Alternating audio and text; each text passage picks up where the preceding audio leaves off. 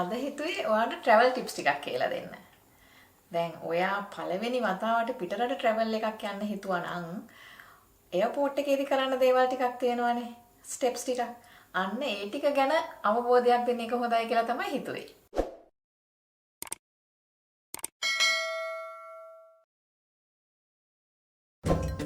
ඉස්සෙල්ලම බලමු ඔයා මොනවද එයර්පෝට් එකට යනකොට අරගෙන යන්නේ කියලා. පළවෙනියෙන්ම ඔයාගේ પાස්පෝර්ට් එක. ඊළඟට වීසා ඕනේ රටකට යනවා නම් වීසා අරගෙන තියෙන්න ඕනේ. සහ ඔයාගේ එයාර් ටිකට් එක අරගෙන තියෙන්න ඕනේ. ඒ තුන අනිවාර්යයෙන්ම මතක ඇතුව අරගෙන යන්න ඕනේ දේවල් තුන. ඒ ටික තමයි ඔයාගේ travel documents. ඒකට දැන් මේ වීඩියෝ එකේ කතා කරන මේ වගේ වචනවල සහ ඒ වගේ අදහස් වල ලිස්ට් එකක් වීඩියෝ එකේ අන්තිමටත් ඊළඟට description එකටත් දාන්න. එතකොට travel documents ටික ඔක්කොම තියෙනවද කියලා හොඳට check කරගෙන යන්න. ඒ වගේම මේ ටික පහසුවෙන් ගන්න පුළුවන් තැනක තියාගන්න. මොකද එයර්පෝට් එක ඇතුළේදී කීප සැරයක් ඕක check වෙනවා. එතකොට නිතර එළියට ගන්න ඕන නිසා පහසුවෙන් වාට ගන්න පුළුවන් තැනක දාගෙන යන්න. ඊළඟට ඔයාගේ baggages ටික. එතකොට baggages මොනවද ගෙනියන්නේ කියලා බලද්දි දැන් ගෙනියන්න පුළුවන් baggages ගණන, ඒවයි තියෙන්න පුළුවන් උපරිම බර, තියෙන්න පුළුවන් දිග පළල, ඒවා ටිකට් ගන්න වෙලාවෙම චෙක් කර ගන්න ඕනේ. ඒවා එයාලයින් එකෙන් එයාලයින් එකට වෙනස් වෙන්න පුළුවන්. සමහර වෙලාවට සමහර එයාලයින්ස් වල මේ baggages වලට වෙනම ගෙවන්න වෙන්නත් පුළුවන්. එතකොට baggage allowance එක හොයාගන්න ඔයාලට පුළුවන් ඒ අදාළ එයාලයින් එකේ වෙබ්සයිට් එකට යන්න. එහෙම නැත්නම් ඒගොල්ලන්ට කෝල් කරලා අහගන්නත් පුළුවන්. ඊළඟට මේ baggages වල ගෙනියන්න පුළුවන් දේවල් මොනවද, තහනම් දේවල් මොනවද කියලා චෙක් කරගෙන තමයි baggages ටික පැක් කරගන්න ඕනේ. ඒ දේවලුත් අර විදිහටම මේ වෙබ්සයිට් එකෙන් හරි කතා කරලා හරි හොයාගන්න පුළුවන්. බොහෝ විට දැන් ඔයා දවස් ගානක ගමනක් යනවා නම් ඇඳුම් අරම මේ වර්ගෙන යනකොට ලොකු බෑග් එකක් ගෙනියන්න වෙනවනේ. ඒකට තමයි check baggage කියන්නේ. ගොඩක් වෙලාවට check baggage එකක් ඊළඟට check baggage එකක් හෝ දෙකක් ඊළඟට check baggage එකට අමතරව carry on baggage එකක් නැත්නම් hand luggage කියලා කියන්නේ ඒකක් ගෙනියන්න පුළුවන්කම තියෙනවා. ඒක plane එක ඇතුලේ අරන් යන්නේ ඒක ඔයා. ඊළඟට පොඩි personal item එකක් කියලා ඔයාලට ගෙනියන්න පුළුවන් පොඩි hand bag එකක් හරි නැත්නම් laptop bag එකක් වගේ දෙයක්. ඊටත් අමතරව ඕන නම් ජැකට් එකක් වගේ එකක් අතේ අරන් ගෙනියන්නත් පුළුවන්. ඊළඟට මේ දේවල් ටික අරගෙන ඔයා එයාපෝට් එකට ගිහිල්ලා ඉන්න ඕනේ ඔයාගේ ප්ලේන් එක පිටත් වෙන වෙලාවට පැය 3කට කලින්. ඒක හොඳටම මතක තියාගන්න ඕනේ. සාමාන්‍යයෙන් පැය 3කට කලින් එන්න කියලා තමයි කියන්නේ. මොකද එතකොට අර තද බදය අඩු කරගෙන කරදරයක් නැතුව ප්ලේන් එකට යන්න පුළුවන්කම තියෙන හින්දා. හැබැයි ඒක චෙක් කරගන්න සමහර වෙලාවට ඔක පොඩ්ඩක් එහා මෙහා වෙලාව වෙනස් වෙන්න පුළුවන්. අර ඔහුගේ දවස්වල කටුනායක නම් ওই තද බදේ තියෙන කාලේ පැය 5කට කලින් එන්න කියපු වෙලාවලුත් තිබුණානේ. එයාපෝට් එකට ගියහම සාමාන්‍යයෙන් වාහනේ ගිහිල්ලා නවත්තන්නේ ඩිපාචර් ටර්මිනල් එක. නැත්නම් අපි කියන්නේ පිටත් වෙන පර්යන්තය කියලා. එතන තමයි නවත්තන්නේ. එතකොට ඔයා එතන බැහැලා අවශ්‍ය කරන දේවල් ටික ඔක්කොම අරගෙන එතනින් ඇතුල් වෙන්න තමයි යන්නේ දැන්. දැන් ඒකට ඔයාව ඇරලවන්න කවුරු හරි යනවා නම් ඒ දෙන්නෙකුට යන්න පුළුවන් ඔයත් එක්ක ලොබි එකට යනකම් ඇතුළට. හැබැයි ඒ දෙන්නට ටිකට් ගන්න ඕනේ එළියේ තියෙන කවුන්ටර්ස් වලින්. ඊළඟට එතනින් ඇතුළට යනකොට ඔයාගේ ටිකට් එකයි પાස්පෝර්ට් එකයි චෙක් කරනවා. ඒ දෙන්නගේ ටිකට්ස් චෙක් කරනවා. දැන් එතනින් ඇතුල් වුණාට පස්සේ පළවෙනි සිකියුරිටි චෙක් එකේ එනවා. එතෙන්දී ඔයගොල්ලන්ගේ බෑගේජස් ඔක්කොම ස්කෑන් වෙලා. ඊළඟට යන්නේ ලොබි එකට. එතකොට ලොබි එකේ තැන් තැන්වල ලොකුවට ඩිජිටල් සයින් බෝඩ්ස් තියෙනවා. ඒවයි දාලා තියෙනවා ඔක්කොම ඒ වෙලාවේ යන්න නියමිත ෆ්ලයිට්ස් වල ඒ වෙලාවල් ඒවයි ඩිලේ එකක් තියෙනවා නම් ඒවා ඒ ඔක්කොම ඒ බෝඩ්ස් වලින් බලා ගන්න පුළුවන්. එතකොට ඔයත් එක්ක යන අය ඔයාව ඇරලවන්න ගිය අය ලොබි එකේ නතර වෙන්න ඕනේ. පැසෙන්ජර්ස්ලට විතරයි එතනින් ඇතුළට යන්න පුළුවන්. එතනින් ඇතුළට යන්නේ චෙකින් ඒරියා එක. එතනින් ඇතුල් වුණාට පස්සේ ඊළඟට ඔයාගේ දෙවෙනි සිකියුරිටි චෙක් එක එනවා. ඔයාගේ බෑගේජස් නොයි ඔයාවයි අපහු පාරක් එතෙන්දී චෙක් වෙනවා. එතකොට ඊළඟට තියෙන්නේ චෙකින් වෙන එක. එතකොට චෙකින් කවුන්ටර්ස් ගොඩාරයක් තියෙන්න පුළුවන්. එක එක එයාලයින් එකට වෙන් වෙච්ච ඒවා. එතකොට ඒකේ සයින් බෝඩ්ස් ගහලා තියෙනවා එයාලයින් එකේ නමත් එක්ක. ඔයා හොයාගන්න ඕනේ ඔයාගේ එයාලයින් එකට වෙන් කරලා තියෙන චෙකින් කවුන්ටර්ස් කොහෙද තියෙන්නේ කියලා. ඊළඟට ඒ චෙකින් කවුන්ටර්ස් ඕපන් කරන වෙලාවක් තියෙනවා. ඒතර ඒක බලාගෙන ඉඳලා සමහරලාට අර ඩිජිටල් සයින් බෝඩ්ස් වල වැටෙනවා ඔයාගේ ෆ්ලයිට් එකට අදාළව චෙකින් පටන් අරන්ද නැද්ද කියලා. ඒක බලාගෙන check-in counter එකට ගිහිල්ලා check-in වෙන්න ඕනේ. check-in වෙනවා කියන්නේ ඉතින් එතනදී වාගේ tickets, passport, visa ඒවා check කරලා ඔයාලට boarding pass එකක් දෙනවා. සහ ඔයාගේ baggages වල බර බලලා ඒගොල්ලන් ඒක ඒ belts වලට දානවා. මේ belt එක දිගේ තමයි plane එකේ luggage area එකට baggages ටික යන්නේ. එතකොට මේ baggages ටික ඔයාට ආපහු ලැබෙන්නේ ගමනාන්තයේදී. එතකොට මේ belt එකට දාන්නේ ඔයා රතේ ගෙනියන්නේ නැති ලොකු bag එක. check bag එක කියලා කියන්නේ. එතෙන්දී ඒගොල්ලන් ඒකට tag එකක් ගහනවා barcodes එක. මේ bag එක කොතෙන්ටද ගමනාන්තය කොතනද කියන එක ඒව සඳහන් වෙන tag එකක් ගහනවා. ඒ tag එකේ counter foil එක ඔයාට ආපහු දෙනවා. එතකොට මේ counter foil එක ළඟ තියාගන්න. මොකද සමහරලාට අන්තිමට ඔයා ආපහු අර bag එක ගන්න වෙලාවෙදී ඒක ඕන වෙන්න පුළුවන් කමක් තියෙනවා.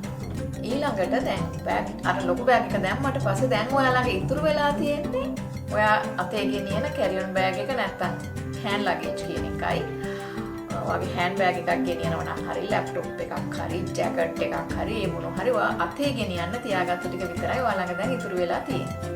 හැබැයි මේ check in වෙන එක ඉතින් ඔයාලට ගෙදරදිම කරගෙන එන්නත් පුළුවන්. online check in වෙලා එන්න පුළුවන්. එතකොට boarding pass එකත් අරගෙනම තමයි ඔයා එන්නේ. අරගෙන boarding pass එක අරන් එන්න ඕනේ. boarding pass එක කියලා කියන්නේ ප්ලේන් එකට නගින වෙලාවේදී අන්තිමටම චෙක් කරන පාස් එක. ඉතින් ඒක පරිස්සමෙන් ළඟ තියාගන්න ඕනේ. ඒතර ඔන්ලයින් චෙක් ඉන් වෙලා ආවනම් ඒකට වෙනම කවුන්ට් එකක් තියෙනවා ඔන්ලයින් චෙක් ඉන් වෙලා එන අයට. ඒතර එතෙන්ට ගියහම ඔයාලට තියෙන්නේ බෑගේජස් බාර දෙන්න විතරයි. ඒතර ඒක හරි ලේසියි. එතකොට ඔයාලට ට්‍රාන්සිට් එකක් තියෙනවා නම් ඒ කියන්නේ ඔයා කෙලින්ම ගමනාන්තයට යනවා නෙවෙයි. ඔයා එක එයාපෝට් එකකින් බැහැලා තව ප්ලේන් එකක් අරන් නම් ගමනාන්තයට යන්නේ. ඔයාට boarding pass දෙකක් ලැබෙනවා. පළවෙනි ප්ලේන් එකටත් දෙවෙනි ප්ලේන් එකටත් අදාළ boarding passes දෙකම ඔයාට check-in එකේදී ලැබෙනවා. ඒක එයාපෝට් එකට ඇවිල්ලා check-in වුණත් online check-in වුණත් ඔයාට එතකොට boarding passes දෙකක් තියෙනවා. එතකොට අර දෙවෙනි boarding pass එක ඔයාට පාවිච්චි කරන්න වෙන්නේ දෙවෙනි ප්ලේන් එකට නගින වෙලාවෙනේ.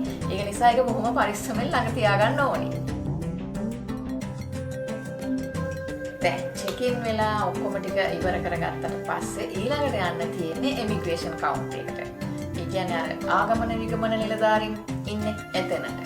එතකොට ඔයා immigration counter එකට බාර දෙන්න ඕනේ immigration form එකක් පුරවලා. ඒතර immigration form එක කියන එක lobby එකේ ඉඳලම ඔය තැන් වල තියලා තියෙනවා.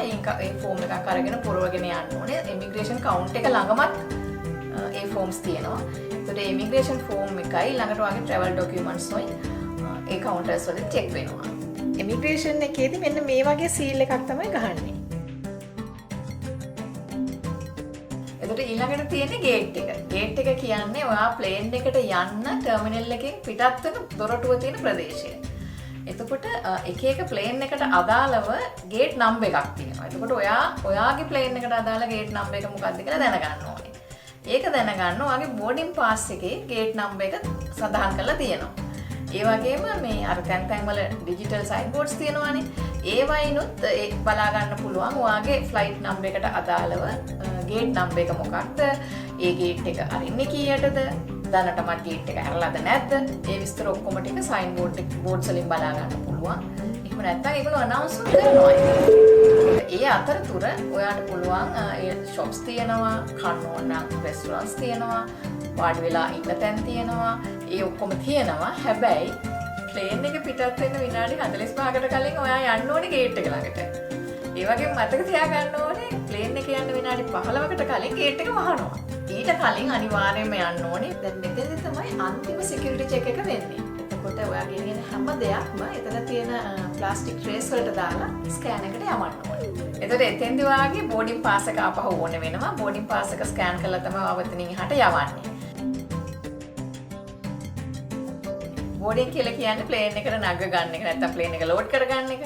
එතකොට ඒගොල්ලන් ලෝඩ් කරගන්න පිළිවෙලක් තියෙනවා. මේ සමහරලාට වීල් චෙයර්ස් වල යන අය, බබාලා ඉන්න අය, ප්‍රෙග්නන්ට් අය, ඊළඟට එහෙම නැත්නම් බිස්නස් ක්ලාස් අය, ඒ වගේ ඒගොල්ලන්ගේ පිළිවෙලක් තියෙනවා. එතකොට ඒ පිළිවෙලට ඒගොල්ලන් අනවුන්ස් කරනවා.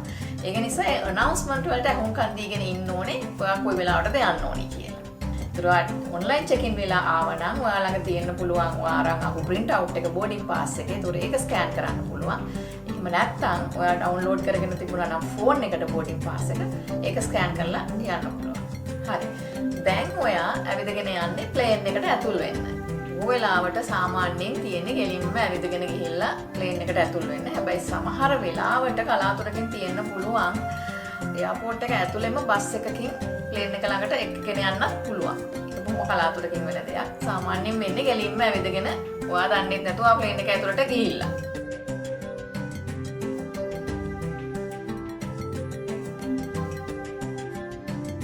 දැන් ප්ලේන් එක ඇතුළේදී ඔයාගේ සීට් එක මොකක්ද කියලා හොයාගන්න ඕනේ. ඔයාට වෙන් වෙච්ච සීට් එකක් තියෙනවානේ. ඒතර මේ සීට් නම්බර් එක මොකක්ද කියලාත් අර බෝඩින් පාස් එකේ තියෙනවා.